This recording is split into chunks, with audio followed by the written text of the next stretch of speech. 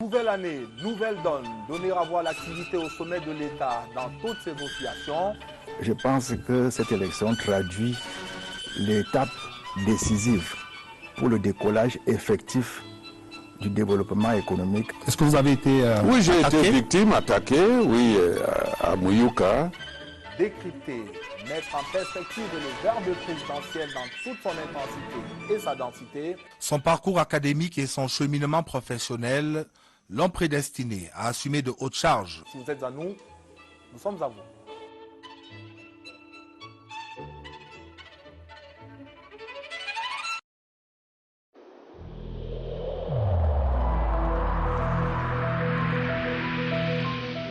Tous les indicateurs, tous les chiffres montrent une reprise de l'activité du coronavirus.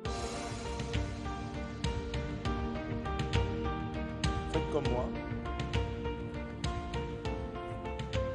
Mettez votre masque. Et chaque fois que vous le pouvez, désinfectez les mains avec un gel hydrocolloïdal. Si vous n'avez pas de gel, vous utilisez de l'eau avec du savon.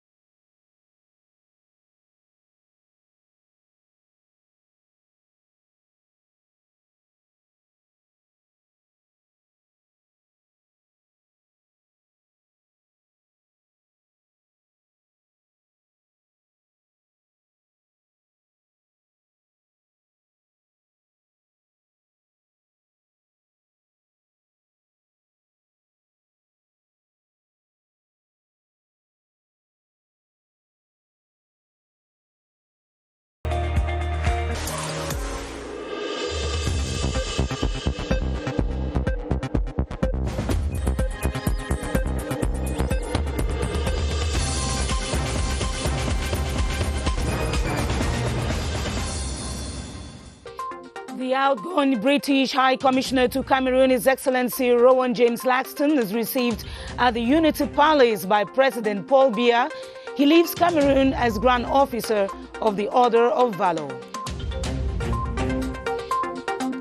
Developing the energy sector for national economic growth and social development, government takes the engagement to address the frequent pockets that cripple activities in the country.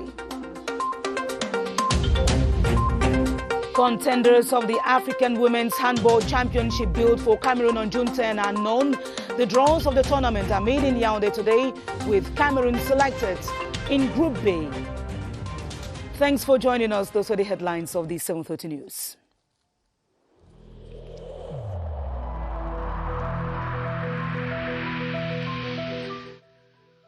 I urge you once again to put on your face masks, to wash your hands regularly, and to consult a physician or any other health personnel if you notice any symptoms. This is the only way to save lives and to curb the spread of the virus.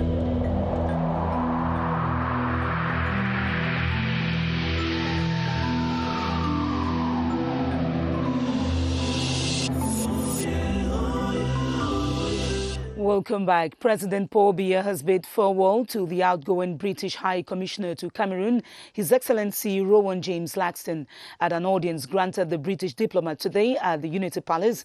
The head of state, His Excellency Paul Biya, applauded the strong ties between London and Yaoundé. Chief Unity Palace correspondent Ashunianti reports. British High Commissioner Rowan James Laxton is rounding off his 4-year diplomatic tour of duty. That is why on the eve of his departure, he comes to the Unity Palace to bid farewell to Cameroon's sovereign, Paul Biya. In the 1-hour goodbye audience this April 1st, 2021, the two personalities review British-Cameroon relations and agree the trend is positive. We've made progress on bilateral relations. nothing is ever easy in public life. Nothing is ever linear, moves in one direction. But I'm happy that we are working together in the far north to bear down on Islamic extremism. I'm confident that with commitment and time and resources, also that the head of state and his government will find a way to resolve the problems in the northwest and southwest, which is very important because the people there are suffering. But I hope very much that within a united context, a way will be found to return peace and prosperity. The stay of the representative of Queen Elizabeth II in Cameroon has been, in his own words, stimulating, fascinating and satisfying. During the exchange of gifts, Paul Biya demonstrates that he is a student of British history. L'artisanat camerounais. C'est magnifique. Wonderful. Very nice. Je suis en train de lire un énorme livre sur Churchill. Churchill. 1000 pages. Yes, je connais.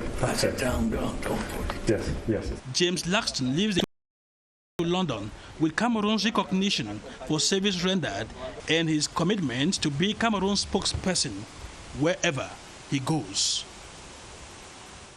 And to one of our top stories, the potential value of the energy sector in Cameroon is being optimized by the state faced with today's reality of insufficient supply. The recent frequent power outages in major cities is decried by the population, who have a hard time going their daily chores. Businesses are halted and the industrialization vision remains blurred. Constantine Baum details today's electricity challenges in Cameroon. Cameroon's energy sector is of potential value to economic growth and social development, but this degree of potentiality to contribute to the country's economy is questionable as the nation still suffers from constant power outages. Cameroon suffers from approximately 10 electrical outages per month, which last an average of 2 hours. Today, the whole electricity transmission system is stable. So if you have any electricity cut in a quarter or in a village now, it does not depend on Sonatrel. In our substation, all our substations are full with electricity. Let Eneo carry this electricity up to the consumers. The National Electricity Transportation Corporation has of recent invested heavily to enable Cameroon meet its electricity needs. 6 power transformers of 50 MVA and 60 MVA. A new Cameroon is taking steps to overcome its own challenges. The corporation succeeded to secure 100 billion francs CFA to speed up the development of the electricity sector. The financing will make it possible to satisfy the increasing internal electricity demand as well as contribute directly in reinforcing generation facilities, developing and modernizing distribution infrastructure, as well as improving significantly customer experience. And on to this developing story, there is no shortage of foodstuff and the prices of basic commodities have remained stable in our local markets. The observation is from the Minister of Trade, Luc Magloire-Barga-Tangana, after a trip to some markets, bakeries and cold stores in Yaoundé. Clarice Aritakang reports. A truck with cartons of fish waiting to be unloaded, and in the fishery, consumers have different varieties to choose from, including mackerel.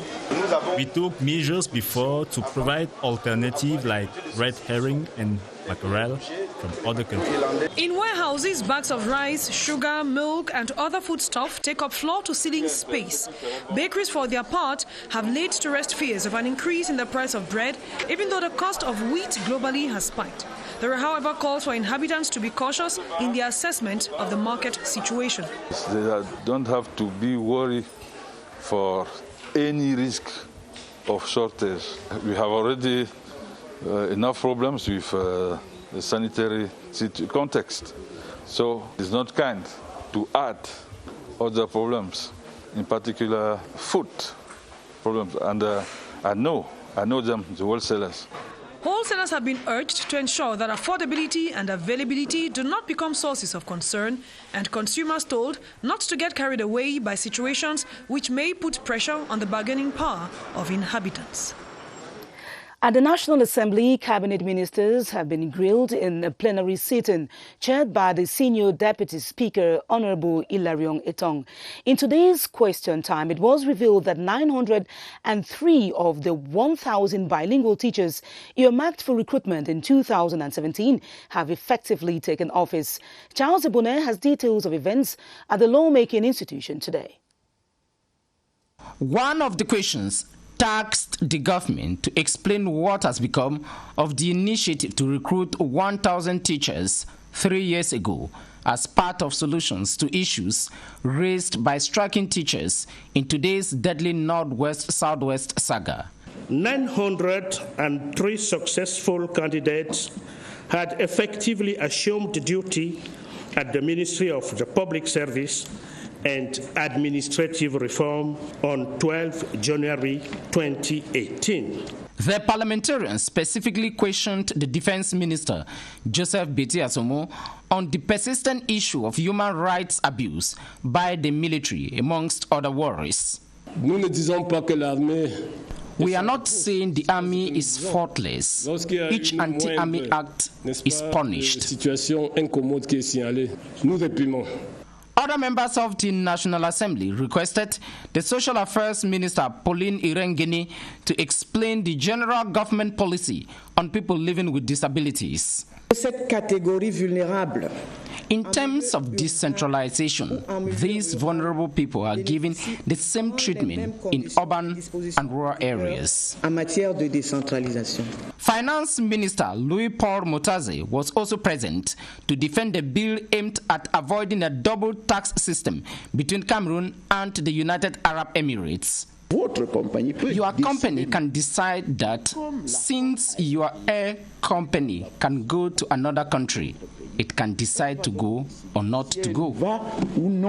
Today's plenary sitting was chaired by Senior Deputy House Speaker Hilarion Etong.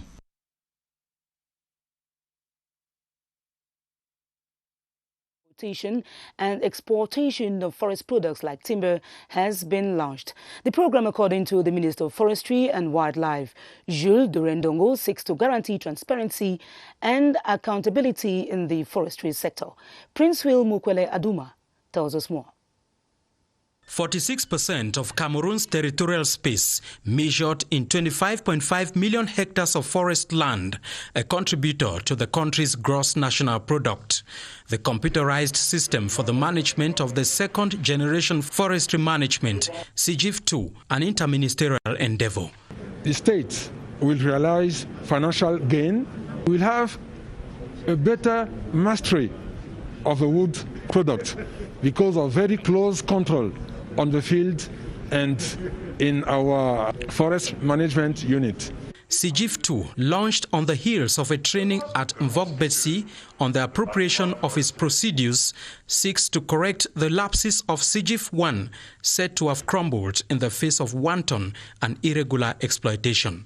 We are here to accompany government in ensuring that management of our forestry resources and the ecosystem comply with recommendations of government and, of course, international bodies. With participation from the European Union and civil societies, computerization at MINFOF, according to Minister Jules Durendongo, is a demonstration of government's digital drive to promote efficiency. And Cameroon joins the international community to commemorate World Backup Day, which projects the importance of securing data. Securing information is essential as users are sometimes vulnerable to cyber criminals. At the press briefing in Yaoundé, the Minister of Posts and Telecommunications, Minette Libom Lilikeng, underscored the importance. Yoti Kaleli Songe has the details. Failing to store data on the cyberspace is like a time bomb as cyber criminals work in the shadows, manipulating people's data and software, making it imperative for ICT users to rethink their habits by prioritizing data backup. In IT, backup is the prevented copying of data onto an independent medium. An act that is achievable if good backup practices are adopted. such as identifying the devices and media that contain data, deciding what data needs to be backed up, and planning backups. There is a single rule for backup called 3-2-1. Data must be backed up in 3 copies. The data must be stored on at least 2 different physical media. At least 1 copy of the data must be stored in a location different from the others. The World Data Day is therefore a subtle reminder of how to stay safe from cyber attacks, even while using technology to evolve digitally. Over 600,000 jobs will be created in the course of the year. The allotments of the public investment budget of 2021. This is the challenge of the Ministry of Employment and Vocational Training with the support of the National Employment Fund. Cynthia Saptala has the details.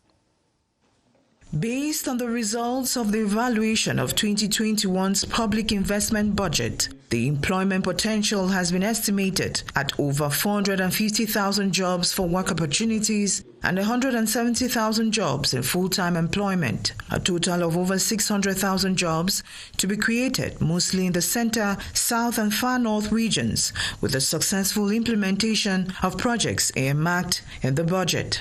The jobs will come from constructions, building and renovations, such as the potable water supply project in Yaoundé and its environs from the Sanaga in the center region, the tarring of the Sangmelima-Weso Road in the south, rehabilitation works on the Ngaoundéré-Kusari Highway, construction works for the 2021 AFCON, and others. Recommendations at the workshop to public administration officials in charge of budgeting and planning was to valorize the local labor force and its resources. In diplomacy, Cameroon and Nigeria are strengthening military ties. The new Nigerian Chief of Defense Staff, Major General Lucky Elunye Irabo, held discussions in that light today with his Cameroonian counterpart, General Rene Claude Maker. The visiting Nigerian military official now explains the aim of their visit to the country. Cameroon and Nigeria have been friends for ages. I equally know that there are security challenges that affect us on a shared basis, that is both Cameroon and Nigeria, in the northern part of Nigeria and the northern part of Cameroon, as well as a few problems that, of course, are in the southern part of Cameroon. And so it's our responsibility to address many of those challenges. So I felt that it is necessary for me to consult with my counterpart for us to strengthen the existing cooperation that we've had, and for us to, on a shared basis, address those issues. In other news, the rate of execution of projects carried out by the Military Engineering Corps in the Yaoundé Diocese has been hailed by the Catholic Church. The Archbishop of Yaoundé, His Grace Jean Barga, made the positive assessment during a visit to some sites at the Collège de la Retraite and the Olezwe Church project. Gertrude Lekiate Asongazi has the details.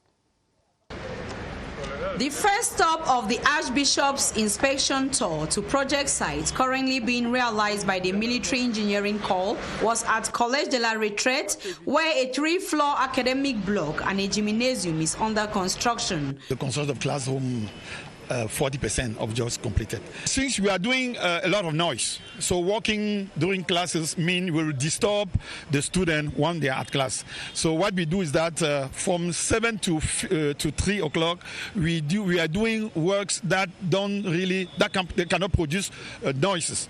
So after 3, we have to work until midnight. At the St. John the Baptist Church in Olezwe, work is almost complete. I'm very satisfied for the expertise of the militaries. We hope to continue this project and to enable our school to be with great capacity. We want to open 2 systems, the system, Anglophone system and French system. Here in Olezwe, it's a chapel for the quarter. We succeeded to build this house now. We hope to use it for 2 dimensions. First, for the local persons who are living here, for the prayers every day and masses, and we hope to offer the space for the youth. The work is being realized by the military engineers and financed by the Archdiocese of Yaoundé. Over 400 persons have received health supplies from the 21st Motorized Infantry Brigade in the Southwest region. The people of Dieni village in Bonga subdivision, who had their lone health center set ablaze in 2019 by armed groups, can now heave a sigh of relief. With a military base installed in the area, normalcy is being restored. Larry Evander reports. Everyone can hear his voice. Edward Akama is a town crier here. His rare pitch signals the arrival of visitors. About 400 people have turned out to show up for this free consultation, a service they've not had for 2 years. Since we were here many years ago, we haven't seen such thing like this. So I myself am very, very happy because ever suffering with the fungal rheumatism. Lactating mothers, pregnant women, children under 5 and youth have all come for this primary health care service. We gave them free consultation, free drug distribution, free screening of diabetic, blood pressure, and malaria. This village enclavement made it a stronghold for the non-state armed groups until December last year. Most of these locals are just coming from the bushes with efforts from the defense and security forces. The population of this village has suffered from the atrocities by the terrorists. Then now they are free, and we want to reinforce the link between this population and its army. That's why we bring a medical campaign. The medical outreach is an outcome of the existing camaraderie between the civilians here and the military. The visiting Secretary of State for African Affairs has been meeting with members of the House of Assembly in the Southwest region. He used the occasion to discuss the socio-political crisis rocking the two predominantly English-speaking parts of Cameroon. Details once again from CRTV Southwest in BIYA. The visit of UK's Minister for Africa and the British High Commissioner to Cameroon to the Southwest Regional Executive Council, according to the President, is timely and a clear indication of the willingness of the British government to accompany the Southwest Regional Assembly. We have been very privileged. We oppose the problems, pleading to them to accompany us because we are just entering a new venture. The Regional Executive Council used the opportunity to make some requests that will help the new structure benefit from the rich British experience in local governance and the management of public business. We wanted an engagement, a commitment, a promise from them that they will stand by our side as we move along this journey. The British Minister for Africa has particularly expressed UK's readiness to work with the Regional Assembly to bring back lasting peace to the region. They are the future solution, so I've been proud to listen to their ideas, and the British government are keen to continue to support Cameroon. We will remain partners going forward. The visit comes 2 weeks after the signing of the post-Brexit agreement that will govern trade between Cameroon and the UK.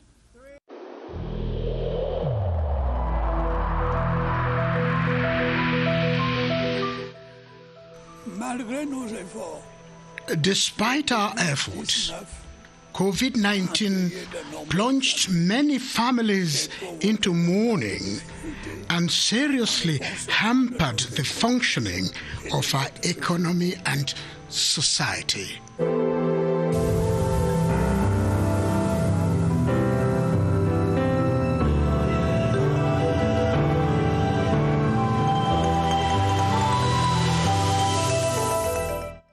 To break the contamination chain of the coronavirus pandemic in Cameroon entails community involvement. It is critical that adequate communication through sensitization is adopted by all parties to effectively bar the way to the deadly virus. Baldwin Sama and his guest, Dr. Frank Amabo, at the Public Health Emergency Operations Center now spotlight the need for campaigns to roll back the infections. Hello,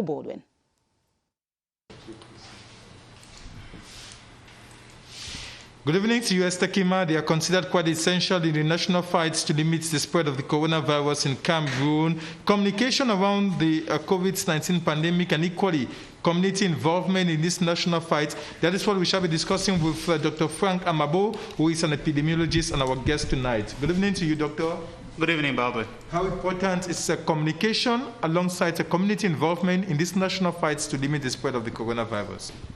Thank you, Baldwin. I must say you strike a chord which is really, for me, of vital importance. So without being an expert in communication like yourself, it has become abundantly clear with the COVID-19 pandemic that awareness raising and community involvement are really key in the fight against any public health emergency, such as the COVID-19. It has been we've had so much wrong information and fake information around COVID-19 that the term infodemic was coined, that is an epidemic of fake information. And community involvement and community engagement is important to fight against this.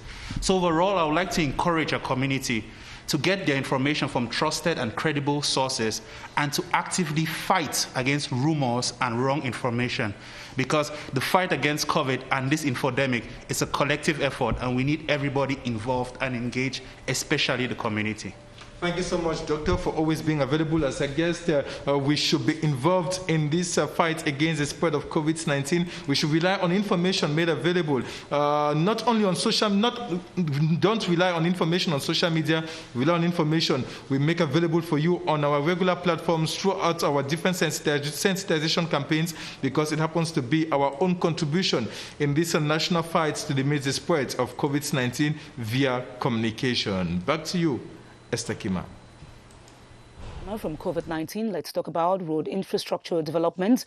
Rehabilitation works on the Nkan Slope in Gambe subdivision is 63% gone, with the Minister of Public Works expressing satisfaction at the progress made. During a visit to the site, Minister Emmanuel Ganu-Jumesi also revealed that wood will no longer be used on road infrastructure. Clarissa Reitakan tells us more. The sound of crushing and tarring around the ridge of the Nkan Slope is like music to the ears of the locals.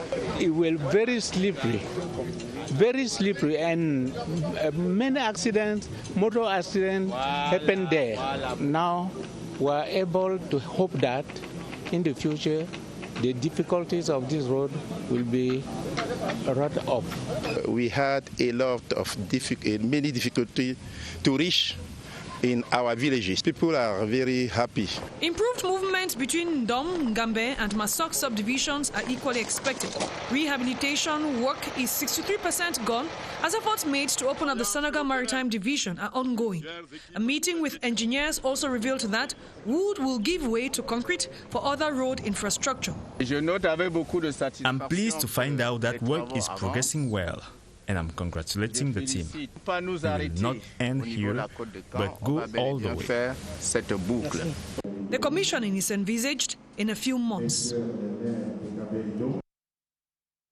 We now take you over to the northwest region, where the city mayor of Bamenda has vowed that road construction works currently going on in the city council area will go unperturbed despite the arrival of rains. Paul Achobong was reassuring during an event to evaluate the administrative and management session of the Bamenda City Council. He also insisted that road networks that are in the preliminary stage will be rendered passable before the rains gain intensity.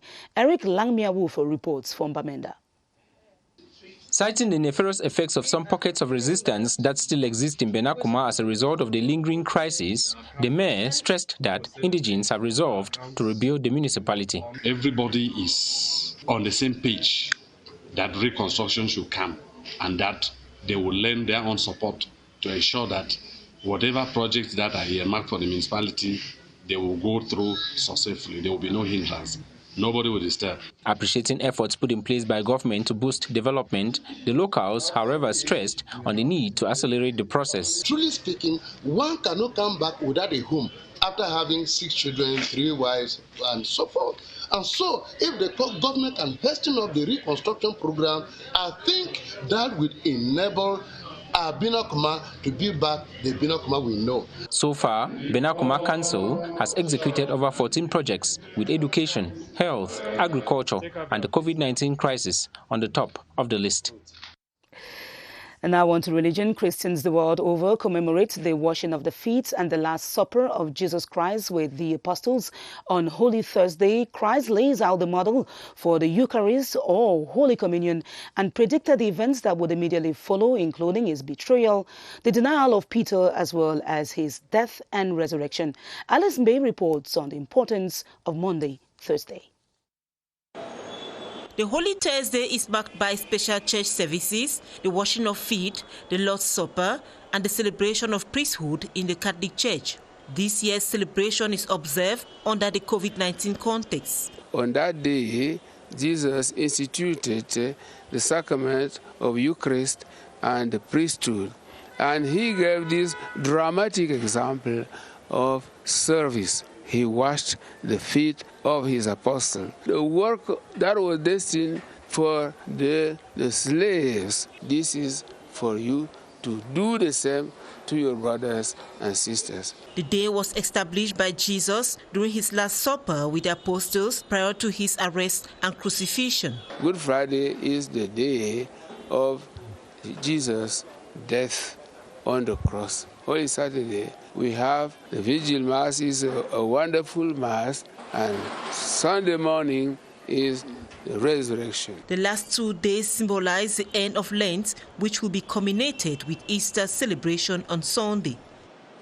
And now on to one of our top stories. Cameroon's female women handball team will face Kenya at the opening game of the 2021 African Women Handball Cup of Nations. The team is placed in Group B of the tournament alongside the Democratic Republic of Congo, Nigeria and Kenya. The draws took place today. Romeo Kenny has the details. Attended by officials of the African Handball Confederation, the most crowned nation of the tournament, Angola with 13 trophies will rub shoulders with Congo, Algeria and Cabo Verde in Group C. The mascot of the tournament is Lioness Nyango, an appellation derived from the Douala language. I chose the Group B because we have one team like RDC, we can win easy than Angola or Senegal.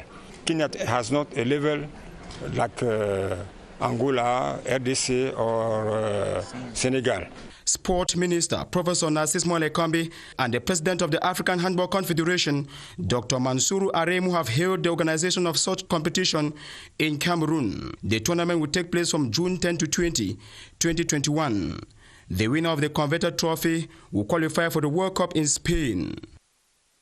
And that will be all for this edition of the 7:30 News. More news comes up in 30 minutes with Adel Mbala. I'll be back next Monday. God willing, tomorrow you'll be in the company of Benin Bumantana. Stay tuned to our programs on CRTV and CRTV News. Good night and thanks for watching. Have a lovely weekend ahead.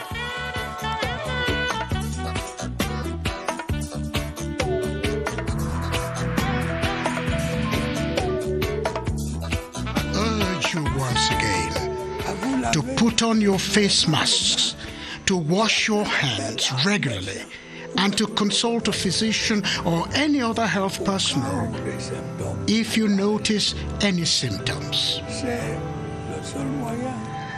This is the only way to save lives and to curb the spread of the virus.